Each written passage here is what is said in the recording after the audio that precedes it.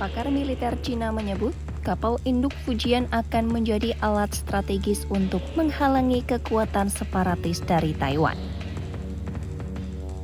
Pernyataan itu disampaikan Zhang Junse, pakar urusan militer Cina yang menegaskan peran Fujian dalam menjaga persatuan nasional dan keutuhan wilayah.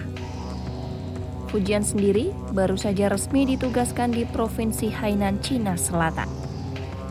Kehadirannya dipandang sebagai langkah strategis untuk memperkuat kapasitas pertahanan laut Cina, sekaligus menjadi tonggak baru dalam modernisasi militer negara itu.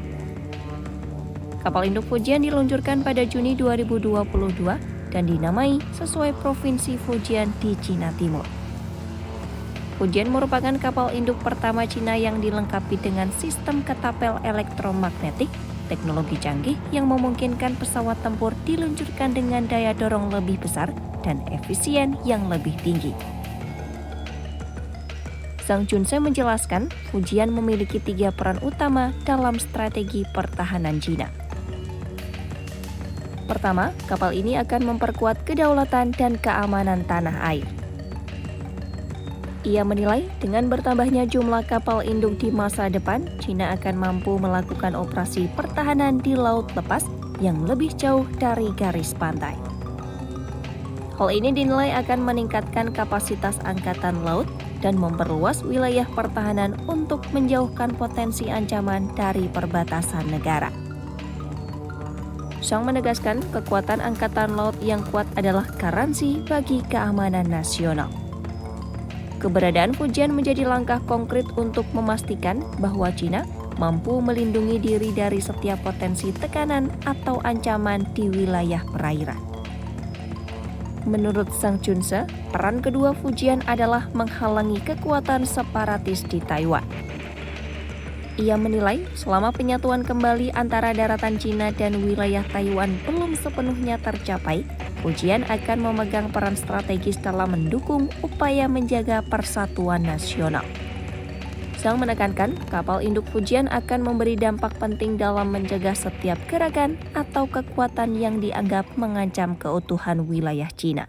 首先要维护我们的主权安全。未来我们有更多的航母以后，我们可以在远离我们国土海岸线的这远海来执行防御作战，把我们的防御作战纵深来扩大，达到拒敌于国门之外的目的，确保我们国家本土的安全。中国台湾还没有实现完全的统一，所以我们这个航母，当然我们可以用在震慑台独这武装这上面，在维护国家的统一方面发挥作用。那么第3个方面就是维护我们的这个海外利益和海洋权益方面，比如说现在我们已经派出48批护航编队到远离国土就达到4000多公里的这亚丁湾护航，承担一个大国的责任和义务，承担更多的人道主义这个救援舰载。总而言之，我们海军力量的增强，解放军的力量增强，实际上是对世界来讲是一个福音，而不是一个威胁。 Sementara itu, analis militer Zhang Shuifeng juga menegaskan peran strategis Fujian dalam stabilitas kawasan. Ia menyatakan setelah diresmikan, Fujian akan berfungsi sebagai kekuatan penstabil di Laut Cina Selatan. Kapal ini diperkirakan akan berkontribusi dalam mencegah provokasi dan potensi insiden dari negara-negara lain. Zhang Shuifeng juga menilai Fujian akan mampu melakukan patroli di Pasifik Barat yang merupakan wilayah strategis dalam rute maritim global. Untuk memaksimalkan kemampuan tempur, armada kapal induk seperti Fujian harus terlibat dalam operasi di perairan terbuka. Dalam pandangannya, hal ini akan meningkatkan kekuatan angkatan laut dan memberi pengaruh pada stabilitas regional di masa depan. Bagi Zhang Shuifeng, Fujian merupakan representasi dari doktrin baru Cina yang mengutamakan operasi di laut lepas. 那福建舰列装之后，我觉得首先它会成为南海的定海神针，南海巡航，设置域外国家对我们的挑衅。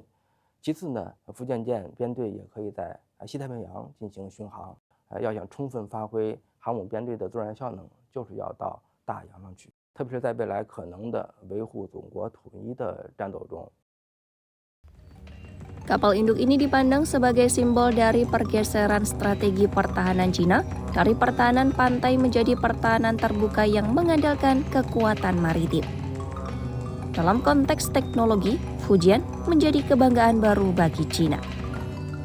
Sistem ketapel elektromagnetik yang digunakan Fujian memungkinkan pesawat tempur lepas landas dengan cepat lebih tinggi dan beban lebih berat. Dengan teknologi ini, Cina memasuki era baru dalam desain kapal induk yang setara dengan negara-negara dengan kekuatan laut terbesar dunia. Fujian juga memiliki dek pesawat yang lebih luas, hanggar yang diperluas, dan sistem kendali tempur digital yang terintegrasi. Fasilitas ini memberikan kemampuan koordinasi yang lebih efisien antara pesawat tempur dan unit pengawal lainnya. Zhang Shuifeng menegaskan, untuk mencapai efektivitas tempur maksimal, kapal induk seperti Fujian perlu terlibat dalam misi operasi jangka panjang, termasuk dalam situasi potensial yang berkaitan dengan penyatuan nasional.